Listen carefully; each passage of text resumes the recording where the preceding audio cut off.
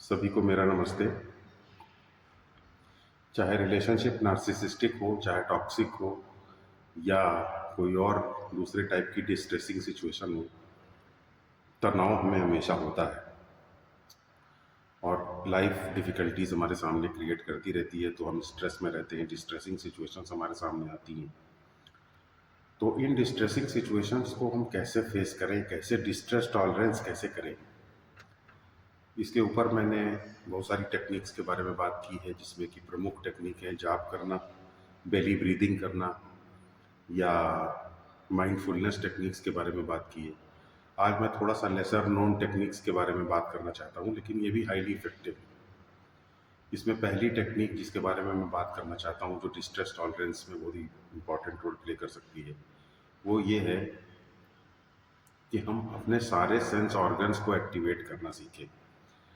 तो जैसे कि आप अपने कान को एक्टिवेट करिए और सारी जितनी साउंड्स हैं, वो सारी साउंड्स आपके आसपास, कोई एक साउंड नहीं, सारी साउंड्स को एक साथ सुनिए। तो इससे आपका जो कान है वो एक्टिव हो जाएगा।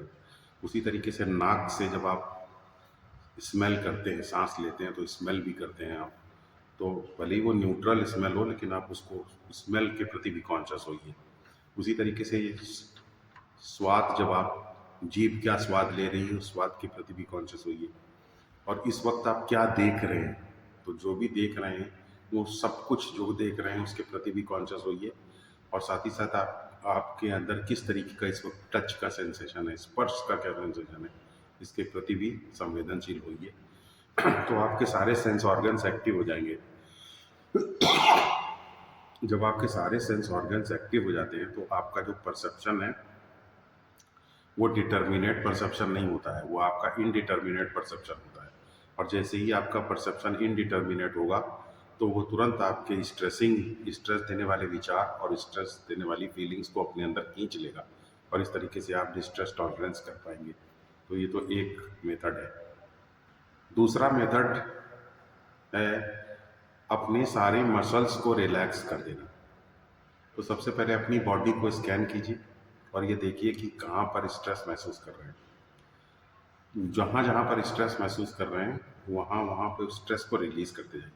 आप एक चीज़ पाएंगे कि आपके चेहरे पे सबसे ज़्यादा स्ट्रेस रहता है, और आपकी चेहरे की मसल्स, आपके फोरहेड की मसल्स, यहाँ पे हमेशा तनाव रहता है। तो आप उसको रिलीज कीजिए। अपने पूरे शरीर को स्कैन कीजिए, जहाँ जहाँ पर भी स्ट्रेस हो, उस स्ट्रेस को रिलीज कर दीजिए। जब आप हर जगह से स्ट्रेस को रिलीज कर देंगे, अपने चेहरे की मसल्स से भी स्ट्रेस को रिलीज कर देंगे, तो जॉज को भी, अपने जो जबड़ा है उसको भी अपना ढीला छोड़ देंगे, और चेहरे के ऊपर थोड़ा सा स्माइलिंग सेंसेशन रखेंगे, तो आप पाएंगे कि आपका जो है सारा स्ट्रेस जब खत्म हो जाएगा, तो फिर आपकी नेगेटिविटी भी आपके अंदर नहीं चल सकती है। आपके अंदर जो है कोई तनाव होगा तो वो भी नहीं चल सकता, क्योंकि उसको आपने खत्म कर दिया है, उसको स्कैन करके उसके प्रति कॉन्शियस हो गए।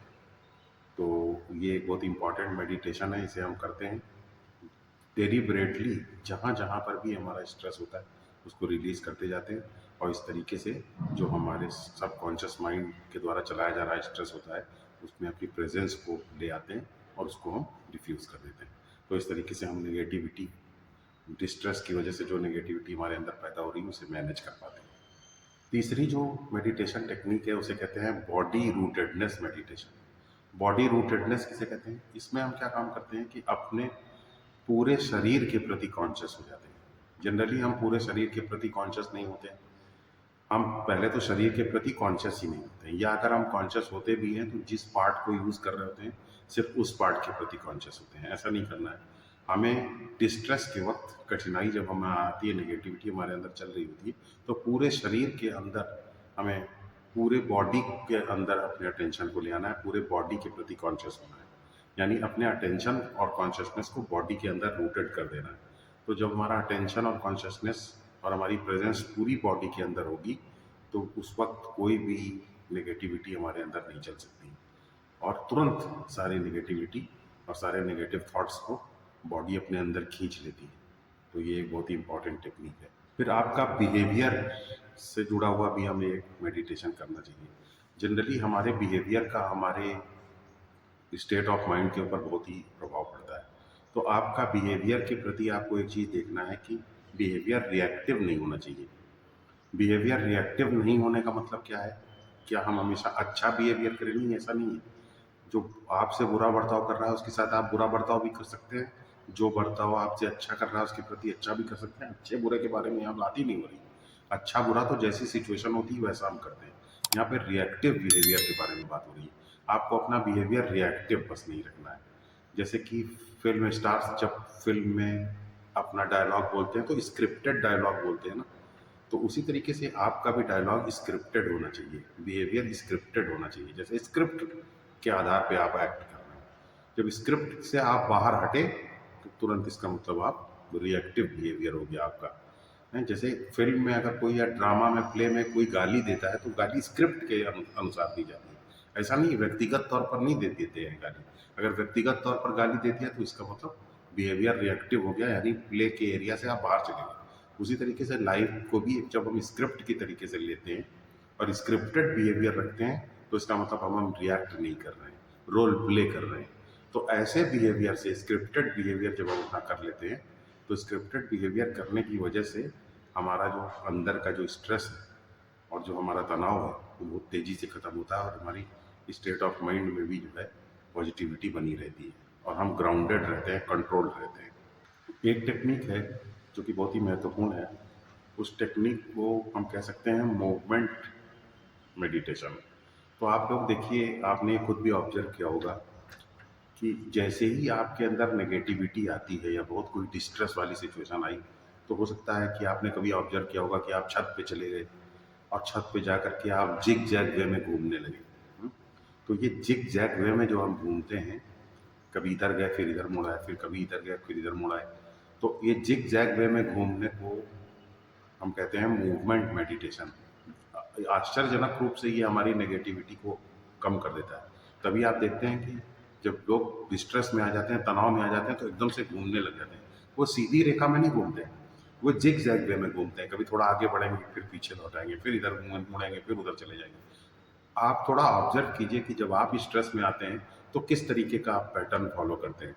मूवमेंट का क्या जिग जैग पैटर्न होता है। इस जिग जैग के अंदर भी एक पैटर्न होता है और इस पैटर्न को स्टडी किया जा सकता है। हर व्यक्ति के अंदर उसके स्वभाव के अनुसार उसका पैटर्न अलग होता है। तो जब आप अपने पैटर्न के अनुसार पहले आप ऑब्जर्व कीजिए कि आप कैसे मूव करते हैं जब आप स्ट्रेस में रहते हैं, और उस पैटर्न को जब आप फॉलो करते हैं तो आप अपनी नेगेटिविटी को दूर कर सकते हैं और डिस्ट्रेस टॉलरेंस अपने अंदर पैदा कर सकते हैं। तो ये एक इम्पॉर्टेंट मेडिटेशन है। फिर अगला और महत्वपूर्ण मेडिटेशन है, उसमें हम अपने जो भी हम नहीं कर सकते हैं उसको धीरे धीरे करना हमें शुरू करना है। जैसे डिस्ट्रेस की वजह से मान लीजिए कि हमारी बॉडी फ्रीज हो गई है एकदम से, तो हमें अगर बॉडी फ्रीज हो गई है तो उसको फ्रोजन नहीं रहने देना है, थोड़ा मूवमेंट शुरू करना है। तो पहले थोड़ा सा हाथ उठाना है, फिर थोड़ा सा पैर उठाना है, सिर को इधर उधर मूव करना है। तो फ्रोजन जब बॉडी हो जाती है तो हम एकदम स्टिल हो जाते हैं, स्टैंड स्टिल हो जाते हैं। ऐसा आपको नहीं करना है, आपको उसको फेस करना है स्मॉल स्टेप्स से। तो जब इस तरीके के आप स्मॉल स्टेप्स लेते हैं तो धीरे धीरे आपका ये जो फ्रीज है ये ख़त्म हो जाता है और आप जब फ्रीज ख़त्म कर पाते हैं तो पॉजिटिव एनर्जी तुरंत आपके अंदर वापस आती है। वही काम आपको लाइफ के और दूसरी चीज़ों में भी करना है। जो भी आपको चीज़ें डिफ़िकल्ट लगती हैं, जो भी काम आपको डिफ़िकल्ट लगते हैं उसको थोड़ा-थोड़ा करना है। जो आपको पसंद नहीं है उसको करना है। जो मतलब आप उसे लाइक करें, जो आपको जिसे आप डिसलाइक करते हैं उसे डिसलाइक करें, जिसे आप लाइक करते हैं। जब आप ऐसा करेंगे तो आपके अंदर तुरंत पॉजिटिव एनर्जी रिलीज़ होगी। हालाँकि ऐसा करने में असुविधा होगी, लेकिन इस असुविधा की परवाह ना करें, बस आप इसको करें। तो आप पाएँगे कि आप बहुत ही पॉजिटिव एनर्जी आपके अंदर रिलीज़ होती है ऐसा करने से। तो इसका मतलब है फेस योर इनकन्वीनियंसेस। इस मेडिटेशन को हम कह सकते हैं फेस योर इनकन्वीनियंसेस मेडिटेशन। इसको धीरे धीरे करना चाहिए। इससे हम अपने सबकॉन्शियस माइंड के ऊपर भी विजय प्राप्त कर सकते हैं और इससे हम अपने मैकेनिकल माइंड्स यानी मैकेनिकलनेस से अपनी बाहर निकल पाते हैं, अपने ऑटो पायलट मोड से भी बाहर आ पाते हैं। तो जब हमारी कॉन्शियस एनर्जी ज़्यादा बढ़ती है तो इससे हमारे ऊपर, हमारी पॉजिटिविटी के ऊपर बहुत गहरा प्रभाव पड़ता है, क्योंकि तब हमारा माइंड अपने आप ऑटोमेटिकली कोई चीज़ नहीं चला पाता। हमारे अंदर विल पावर पैदा होती है जिसको हम सही जगह इन्वेस्ट करके वो चीज़ कर सकते हैं, जिससे कि हम पॉजिटिव बने रहें और अपने वेलबींग को इंश्योर कर सकें।